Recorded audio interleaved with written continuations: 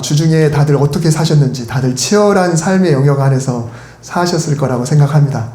저는 어떻게 보냈을 것 같습니까?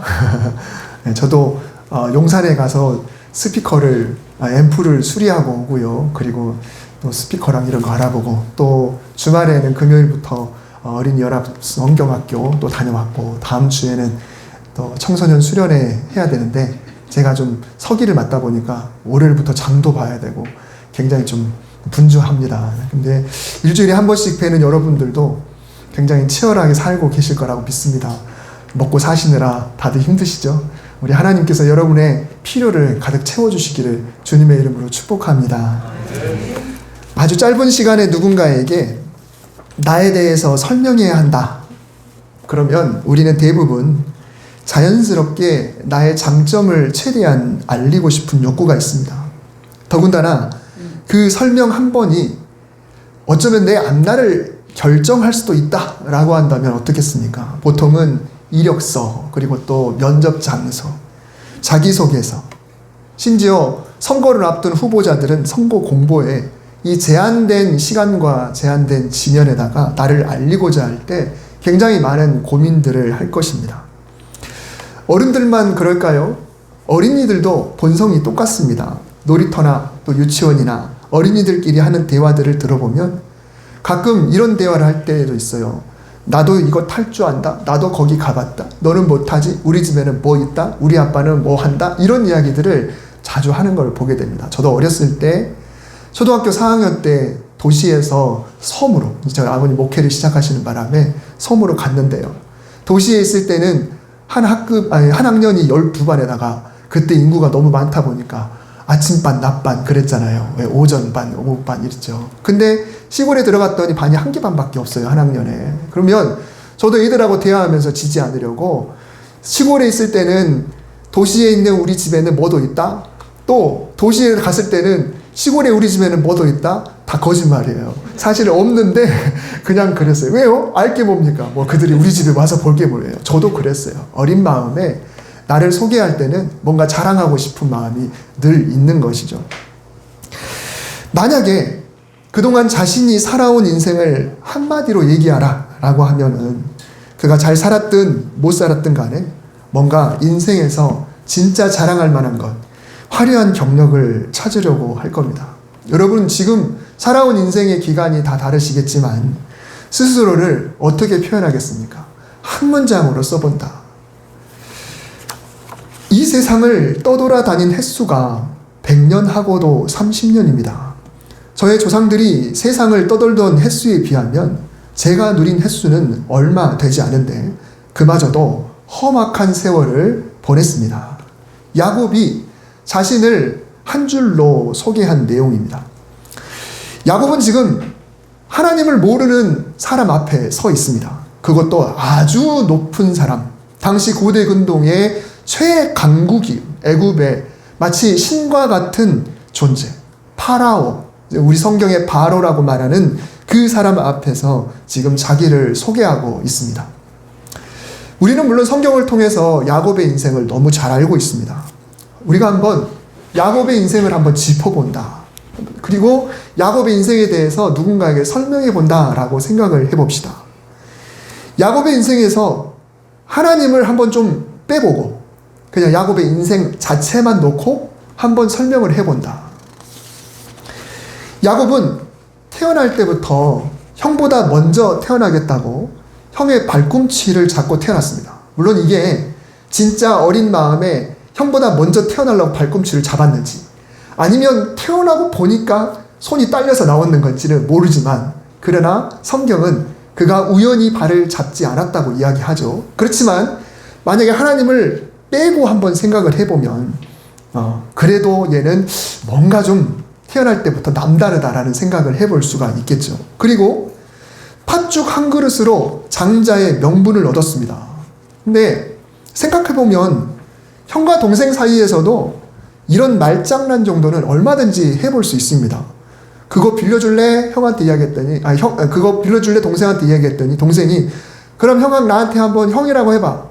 이런 말은 얼마든지 해볼 수 있잖아요. 그러면 형이 그래 네가 형해라. 그럴 수 있어요. 그렇다고 뭐 형이 바뀌겠습니까? 어떻겠습니까?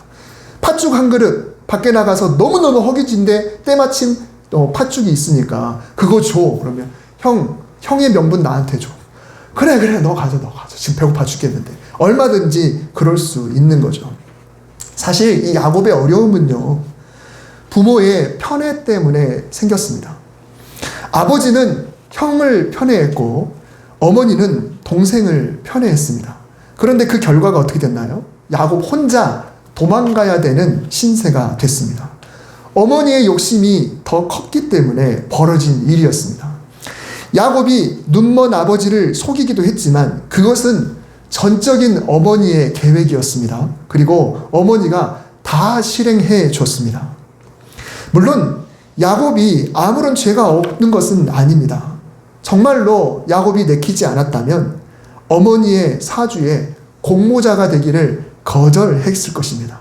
네, 야곱도 분명 욕심이 있었습니다. 결국은 가족을 떠나가게 되는데 이 떠나면 언제 돌아올지 모르는 길을 떠나야 했습니다. 정말 먼 길을 혈혈단신으로 떠나서 어머니의 오빠, 즉 외삼촌인 라반의 집으로 갔습니다. 말이 외삼촌이지 사실은 자기 이익만 추구하던 그런 사람이었습니다. 어쩌면 전혀 모르는 남보다도 더 지독해요. 이 외삼촌은 말 그대로 노동 착취를 했습니다. 자기의 혈육임에도 불구하고 노동 착취를 했고 결국은 오늘날 정말 그렇잖아요. 고향 떠나서 혼자 온 조카를 순수한 마음으로 도와주지 않은 그런 악한 외삼촌이었습니다. 그 밑에서 떠날 수도 있었지만은 어찌어찌 고생하고 가축을 얻고 종들과 후손을 거느리고 고향 땅으로 소위 금이 환양을 했습니다. 자, 이제 본문으로 돌아와 보면요, 요셉이 애굽의 총리가 되었고 바로 왕의 초청으로 야곱과 가족, 가축, 종들 할 것 없이 모두 애굽 땅으로 돌아왔습니다. 이제 총리가 된 요셉의 소개로 야곱이 바로를 만나게 되었는데요. 야곱은 이 고대 근동의 관리에 따라서 왕의 장수를 아마 기원했을 겁니다. 얼마나 하늘 같은 그런 왕입니까? 그리고 바로도 높은 사람으로서 아랫사람에게 담례로 아마 나이를 물었던 것 같아요. 네 나이가 얼마나 되느냐? 그런데 이 세상을 떠돌아닌 횟수가 130년입니다. 저의 조상들이 세상을 떠돌던 횟수에 비하면 제가 누린 횟수는 얼마 되지 않고 험악한 세월을 보냈습니다. 이 야곱의 대답은요, 예의상 한번 물어보는 그 질문에 대한 대답치고는 조금 진지하다라고 생각이 듭니다. 어떻게 보면 동문서답과도 같아요. 야곱이 왕을 축복하고 왕은 야곱에게 나이가 얼마나 되냐고 물었을 뿐인데, 그러면 제 나이는 몇입니다 라고 그냥 그렇게 대답하면 돼요. 근데 어떻게 살았냐고 하면 어떻게 살았습니다. 그리고 비교적 열심히 살았습니다. 나름대로 이렇게 대답을 하면 되는데 나이 하나 물어봤음에도 불구하고 그냥 주저리 다른 대답까지 하는 것을 보게 됩니다. 물론 한편으로는 절대 주권자인 이 바로 왕 앞에서 겸손할 필요가 있겠죠. 하늘과 같은 왕 앞에서 자신을 한없이 깎아내려도 되겠죠. 그래도 지금 야곱은 그 나라를 구한 총리의 아버지 자격으로 초청을 받은, 어떻게 보면 국빈과 같은 사람이에요. 그냥 단순히 애굽이 통치하고 있던 나라에 저기 어디 변방 이반의 한 사람이 온 게 아니라 정말로 이 총리 대신 요셉은 애굽에 어떻게 보면 정말 은인입니다. 은인. 애굽을 살린, 기근으로부터 애굽을 살린 은인이에요. 그러니 그 아버지와 가족을 초청할 때는 바로는 정말 지극정성 극진히 모시기 위해서 불러왔다는 거죠. 그래서 야곱은 대답할 때 험악한 세월을 살았다고 말하고 심지어 자신의 조상들마저도 좀 깎아내리는 듯한 그런 표현을 하기는 했습니다만, 그러나 야곱의 어조에는 뭔가 당당함이 느껴집니다. 여러분, 우리 정서에는 예로부터 선한 목표를 이루기 위해서 정직하게 노력하고 고생하는 것을 굉장히 의미 있게 여겼어요. 나쁜 것이나 회피해야 될 것으로 보지 않았습니다. 그래, 사람은 고생하면서 크는 거야. 이 고생은 인생에 큰 유익이 될 거야. 그래서 우리 속담에 그런 말도 있죠. 젊어서 고생은 사서도 한다. 일부러 돈 주고라도 젊어서 고생을 해야, 그래야 인생을 경험하면서 큰 유익을 얻을 수 있다라고 생각을 합니다. 그런데 언제부턴가 우리 사회에서는 이런 속담이 아주 촌스러운 것으로 취급받게 되었습니다. 그 대신에 젊어서 고생은 사서도 한다가 아니라 젊어서 고생하면 늙어서 골병 든다. 아프니까 청춘이다가 아니라 왜 청춘을 아파야 되는가? 이렇게 거꾸로 이야기를 하죠. 이런 냉소가 훨씬 더 많습니다. 오늘날은 현세의 성공과 화려한 삶을 열망하면서도 그것을 이룩하기 위한 진지한 노력과 고생은 가급적 안 하고 싶은 게 사실입니다. 현세에 크게 성공을 거둔 사람들을 한없이 부러워하지만 실패하고 고생을 하더라도 뜻을 세워서 옳게 살려고 하는 사람에 대해서는 뭔가 좀 왜 꼭 그렇게 살아야 되나 라고 생각을 하게 되죠. 그런 사람들을 오히려 바보라고까지 합니다. 이왕이면 덜 고생하고 성공을 얻으면 더 좋겠다라는 생각이 듭니다. 오죽하면 요즘 아이들의 꿈을 뭐라 그럽니까? 백수, 건물주, 돈 많은 백수가 꿈입니다 라는 생각을 해요. 저도 한번 생각해보면 좀 월세 많이 나오는 건물 하나 있으면 진짜 좋겠다라는 생각을 좀 해봅니다. 2014년에 개봉해서 무려 1,400만이라는 엄청난 관객 수를 기록한 영화 국제시장을 아마 아실 겁니다. 젊은이들 뿐 아니라 평소 영화를 잘 안 보시던 어르신들까지 관람을 해가지고 관객 수가 엄청났죠. 흥남부두 철수 장면 6.25 때 그 장면을 시작으로 부산으로 피난 온 한 가족에 대한 이야기였습니다. 흥남부두에서 아버지와 헤어지게 되는데 이 아버지는 어린 아들에게 네가 이제 가장이다. 네가 가정을 지켜야 된다라고 신신당부했습니다. 그래서 주인공이 어린 나이에 어머니와 여동생을 돌보면서 부산에서 그 시장에서 고생하죠. 가장 역할을 하느라 애쓰면서 자랍니다. 그리고 가족을 돌보기 위해서, 부양하기 위해서 독일에 가서 광부 생활도 하게 되고요.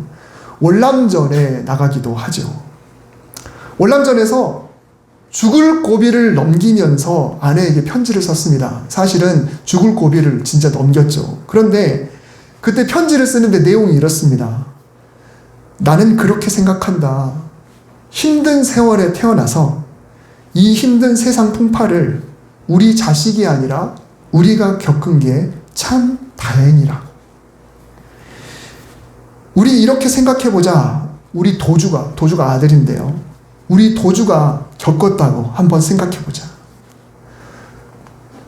이 모든 것들 일어나지 않았으면 참 좋았을 텐데. 그런데 이 편지를 보면 이 험한 세월이 얼마나 어려웠을까, 힘들었을까 이게 느껴지죠.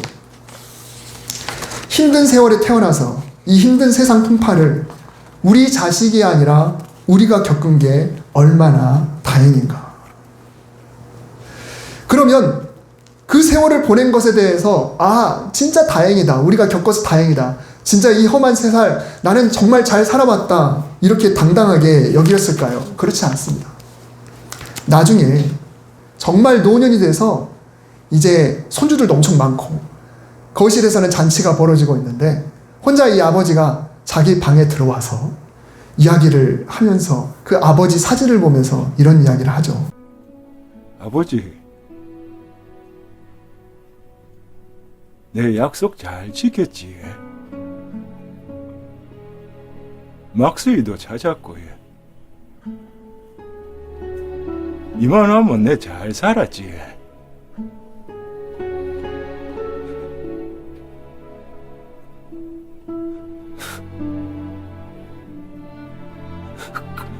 근데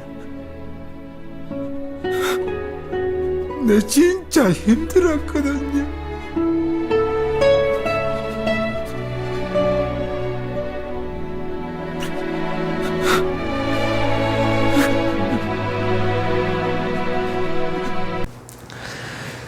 이 아들은 그 흥남부두에서 아버지와의 그 약속을 지키기 위해서, 그리고 헤어진 아버지가 돌아오면 다시 만나기로 약속한 그 장소, 꽃분이네. 여러분 가보셨나요? 부산에 가서. 저도 꽃분이네 한번 가서 봤어요. 지금은 그게 뭐 이렇게 카페 같은 걸로 바뀌었는 걸로 알고 있는데, 예. 거기를 남들이 팔라고 해도 팔지 않아요. 이사하라고 해도 이사 안 해요. 왜요?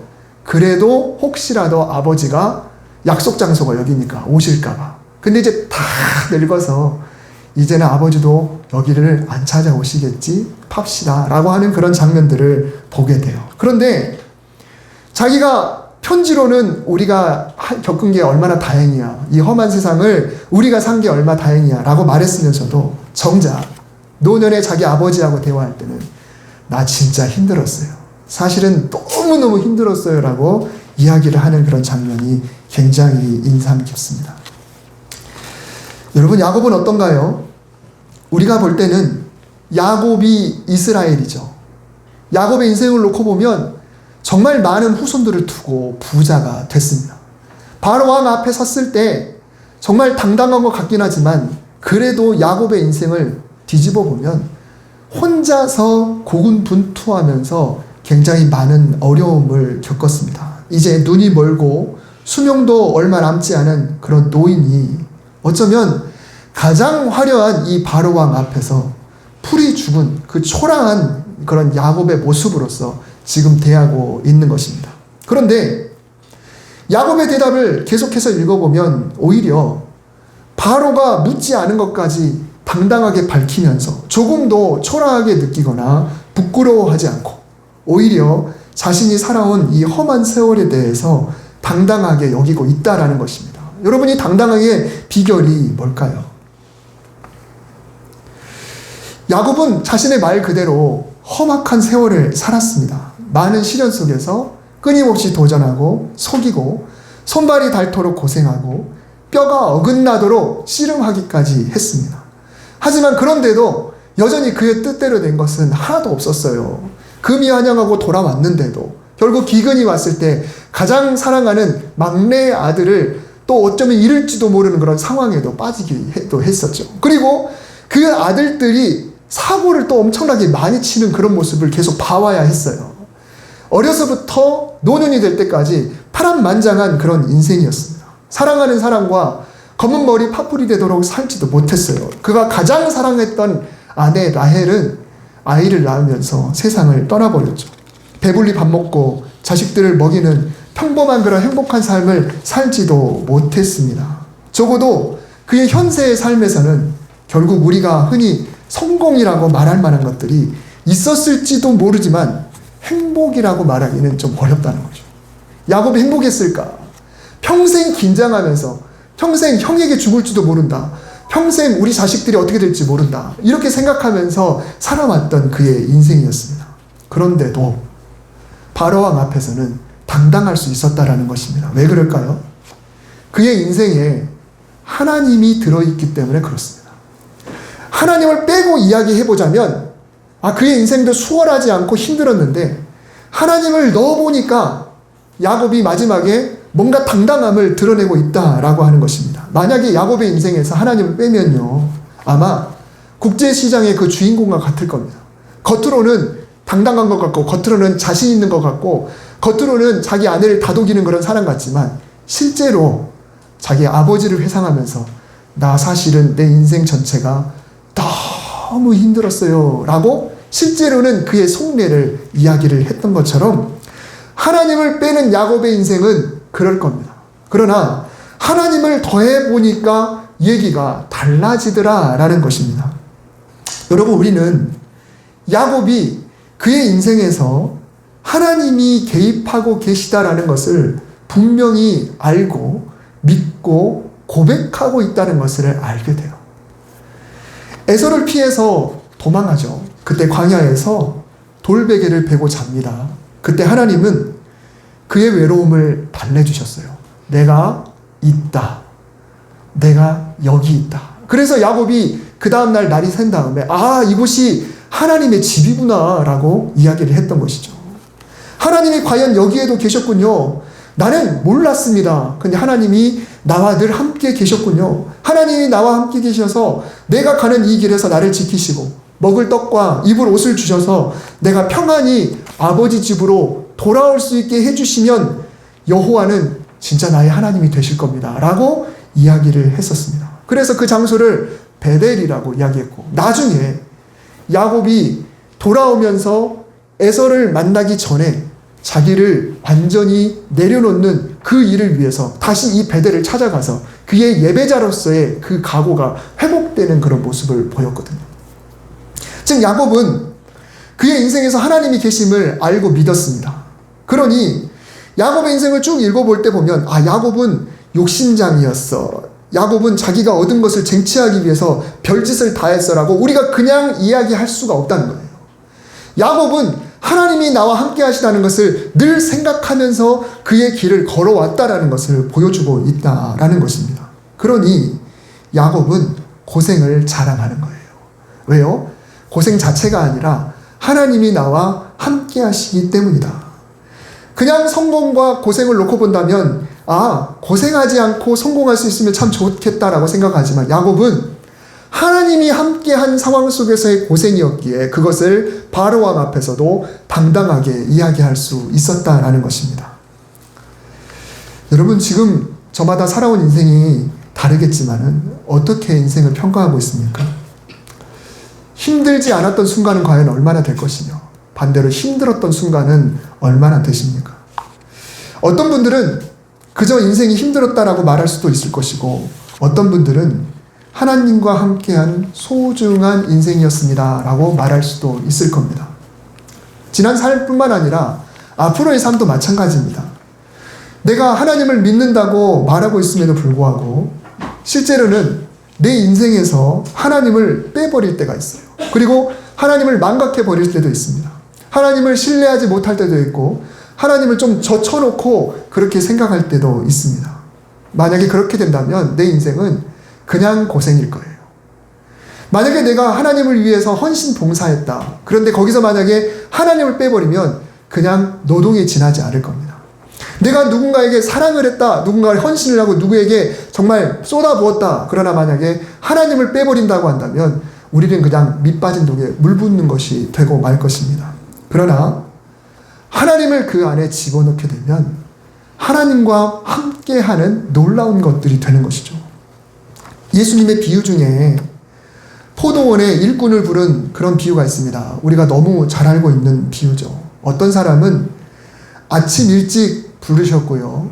어떤 사람은 점심쯤에 부르셨고, 어떤 사람은 오후에, 어떤 사람은 그 포도원의 일이 다 끝나는 시간쯤에 부르기도 했습니다. 그런데 주인은 어떻게 했나요? 모두에게 똑같은 일당을 줬습니다. 결과적으로 수입을 놓고 볼 때는 일한 시간에 따라서 상대적이어요. 하루 종일 일한 사람은 그 일당을 받았는데 얼마 일하지 않은 사람도 일당을 똑같이 받았습니다. 만약에 오늘날 그런 일들이 벌어진다면 난리가 날 겁니다. 그런데 주인은 뭐라고 그러나요? 너는 나와 함께 하기로 약속한 만큼, 그대로 약속한 만큼 내가 줬다. 그런데 예수님께서 이 비유의 말씀을 하실 때는 뭘 이야기하는 거냐면, 너는 나와 함께 누리는 그 시간을 왜 잊고 있느냐라는 거예요. 그러니까 이 포도원은 가장 위대한 주인신 하나님이고, 이 포도원의 삶은 그 하나님과 동행할 수 있는 기회인 것이죠. 그래서 이 포도원에서 조금밖에 못 있는 사람은 아침부터 있었던 그 하나님과의 즐거움을 죽었다 깨어나도 못 경험하는 거예요.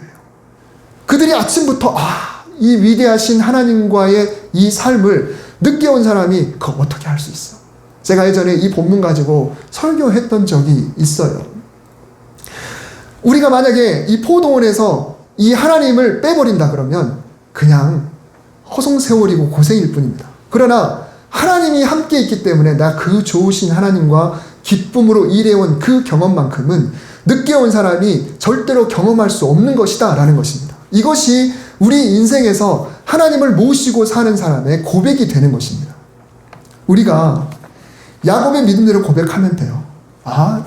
그동안 내가 고생도 했고 어려움도 있었지만은 그래도 그동안 내가 신앙 잃지 않고 하나님을 모시고 있었기에 하나님과 그만큼 대화할 수 있었다. 내가 하나님과 그만큼 동행할 수 있었다.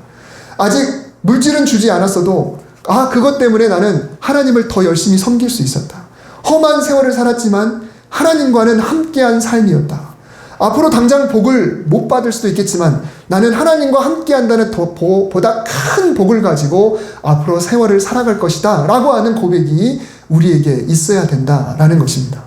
여러분, 야곱의 믿음을 보면요, 하나님은 엄청난 복을 주셨다라는 걸 알 수 있어요. 왜냐하면 야곱을 통해서 이스라엘의 민족을 이루게 해주셨기 때문에. 결과적으로 그렇죠. 그러면 왜 그랬을까요? 야곱은 그의 인생 전체가 하나님과 함께하는 것이었다는 것을 알았기 때문에 그랬습니다. 지금 여기 이 자리도 마찬가지입니다. 우리는 지금 하나님과 함께하는 세월 중에 한순간을 보내고 있습니다. 우리가 만약에 이 시간에서 하나님을 빼버리면 우리는 헛시간을 보내고 있는 거예요. 손해죠. 일주일 내내 일하고 주일에 쉬고 싶은데 여기에 굳이 와서 이곳에서 앉아 있어야 되잖아요. 근데 하나님이 우리와 함께 있기 때문에, 그거 알기 때문에 우리는 이 시간이 결코 헛된 시간이 아니다라는 것입니다. 그래서 이 시간 자체가 우리에겐 자랑이 되는 것이고 사탄에게 당당하게 말할 수 있는 그런 이유가 되는 것입니다. 여러분, 하나님은 우리의 세월을 결코 방관하지 않으십니다. 우리의 세상이 주는 그런 평안, 세상이 주는 축복, 이런 것들은 하나님이 주시는 축복과는 비할 바가 없는 것입니다. 그러므로 우리의 인생에서 하나님을 빼지 마시기 바랍니다. 과거를 회상하실 때도 힘들었던 그 세월이 있다고 한다면 그 세월 속에서 하나님을 빼지 마시기 바랍니다. 하나님을 우리가 안 빼게 되면 과거에 경험했던 그 고난도 그냥 고난이 되지 않아요. 하나님, 그 고난이 있었기에 내가 이만큼 살아갈 수 있고 지금 내가 신앙이 잃지 않고 이렇게 살아갈 수 있었습니다. 그때 하나님이 함께 하셨기에 내가 그 고난을 이길 수 있었습니다라고 말하게 되는 것이고, 과거에 또 내가 좋은 일, 자랑할 만한 그런 일이 있었어도 하나님이 함께 하셨기에 그 영광을 하나님께 돌릴 수 있었습니다라고 고백할 수 있게 되는 것이죠. 우리 앞으로 남은 인생도 마찬가지입니다. 하나님을 모실 것인가, 하나님을 젖혀놓을 것인가 차이에 따라서 진짜 주님이 우리를 부르시는 그 순간에 내 고백이 달라지게 될 겁니다. 하나님, 내 인생에 늘 함께 하시니 감사합니다. 앞으로도 함께 하실 하나님을 찬양합니다.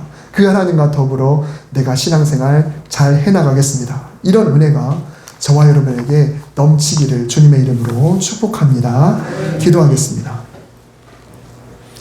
하나님, 우리를 불러주신 하나님을 찬양합니다. 주님, 우리 인생에 하나님이 개입해 주시니 감사합니다. 그리고 우리 인생에서 하나님을 우리가 배제시키지 않고 그동안 살아올 수 있게 하시니 감사를 드립니다. 하나님이 함께 해주셨기에 내 고난도 값진 것이었고 또 하나님이 함께 해주셨기에 내 승리도 위대한 것임을 고백하고 앞으로 남은 인생도 하나님과 동행하여 언제 어디에서나 당당할 수 있는 신앙인으로 살아갈 수 있도록 하나님 우리를 축복하여 주시옵소서.